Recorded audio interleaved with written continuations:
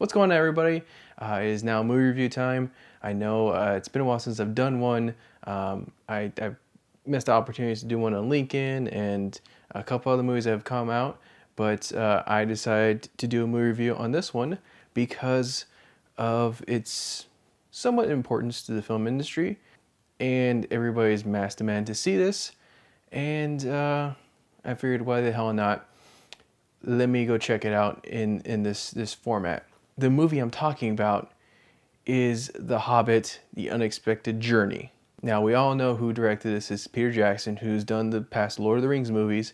And originally, Guillermo del Toro was supposed to do this and decided to bow out of it, but he actually stayed on as a project consultant and actually got a writing credit and probably producing credit out of this.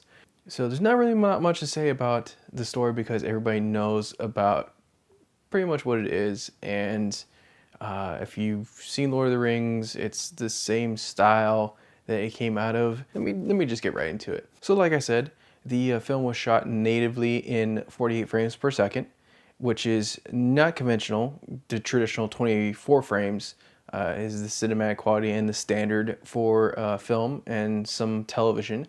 Not a lot of theaters are playing the high frame rate. There's a good select few that are actually doing this because Peter Jackson actually got a lot of backlash because of this, because he actually showed some of this at a convention before and people tore into him because of this. So I actually had the opportunity to actually go out and see the 48 frames version versus the 24. Also, it was shot in actual 3D. It was shot on the Red Epic. If you go back and see some of his old behind the scenes vlog stuff that he has, he shows at least 50 cameras that they used, and they're all Red Epics, and it's a 3D rig that, you know, James Cameron is known for, and it's just pretty sick. So before I say anything about this, let me see what was good and what was bad about the film. What was good about the film? It looks amazing. The scenery that they created was awesome. The production design was top notch. It's the same people who worked with Lord of the Rings stuff, and Weta, who does all the visual effects stuff. Top notch. They basically carried it throughout the Lord of the Rings and now the Hobbit movies. So that doesn't disappoint. The cinematography is amazing in there. So many epic shots and camera movements. It's just ridiculous how amazing it looks. What was bad about it? It is about 3 hours long, so the pacing does kind of slow down. Back before I went to film school, I wasn't a big Lord of the Rings fan. I probably will go back and rewatch them, but to me they didn't interest me because they were too long and too outdrawn, and the pacing is just slow and you just want to get to the point. Some of that is in this film, but I found myself not really drifting off and thinking about other stuff. I was right there with the film, and you know what? It actually works. Yeah, it is 3 hours long, like I said, and it seems like they're actually making, or they're in the process of putting out the other two, so it's 3 movies just like Lord of the Rings. And it seems like they're going to be 3 hours as well. It helps if you're a fan of this to embrace the length of films. There are some directors where they can pull off the 3 hour mark movies without ruining a pace of a film. I mean, Nolan is known for that. Peter Jackson's known for that. However, some of the Dark Knight Rises did slow down. But, you know, to each his own about pacing. Now let me get to the 48 frames high frame rate that everybody has been talking about. I am surprised to say it works in this film. One, it works for action sequences, which this had a fair amount of them. And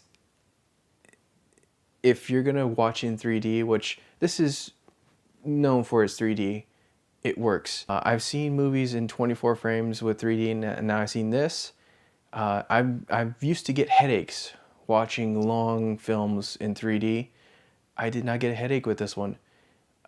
Because you get motion blur with 24 frames, 3D kind of hinders that and gives you that sickness type feeling, which this one does not because there is no motion blur. However, with the 48 frames, since there is no motion blur, it does seem a little fake at times. I mean, some of the action stuff, it does seem like it's a little fake. I was concerned with some of the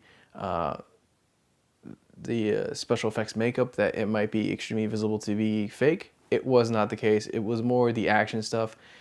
And when you have 48 frames, the camera movements seem to be a little wonky. Prime example of that is if you check out a TV, it's got a 60 hertz refresh rate versus a 120 or 240, and you put 24 frame film on there, it kind of looks home video-ish, and you tend to see the camera movements look really weird. That's the case of this movie. However, it did not hinder the movie whatsoever. Like I said, it works for action sequences because there's no motion blur. You don't get the sickness aspect of it. However, it does look kind of weird. I can see where Peter Jackson is coming from with this, because a lot of video games tend to go between 30 and 60 frames per second, which if you look at cutscenes of video games nowadays, and you look at this movie, it almost looks like a video game. A lot of video games are going towards the cinematic and some of their stuff, but the cutscenes in between spots in the game where you're kind of playing while watching those cutscenes, it got that similar frame rate. So in an aspect, yes, it does work because it works in video games. It works in action movies like this. Being static camera, like slight movement with the head and stuff like that, it did look kind of weird. So me being a traditionalist in terms of film, I still prefer the 24 frames. But if you're gonna see this in 3D, see it in the 48 frames. You will not get sick after having the glasses on for over 2 hours, and it actually works in this film. So overall, I would give this film a 4 out of 5. Like I said, I am not a big Lord of the Rings Hobbit fan, like some of my friends are, and I'm not really an action person. I mean, I'll sit and watch the movies, but me personally, I really don't gravitate towards that genre. But I actually enjoyed myself with this one, and I probably will see this again in 24 frames in 2D. But let me know in the comments below if you saw this film in any format, whether it being 2D, 3D, IMAX 3D, or the high frame rate. Like I said, it's not for everybody, but in terms of getting the action stuff in 3D, it works. So that's gonna do it. So the next movie review I'm probably gonna do is gonna be Django Unchained.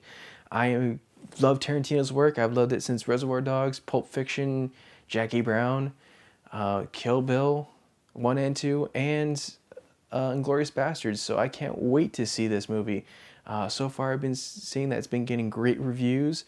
An actress by the name of Cecily, who I follow on YouTube, she went to go see it, and I asked her how good was it. She said it was fucking awesome, and Tarantino doesn't seem to disappoint. So I'm hoping to see it on Christmas Day before I leave my parents' house. So yeah, that's gonna do it. So I will see you guys next time with another review. Later.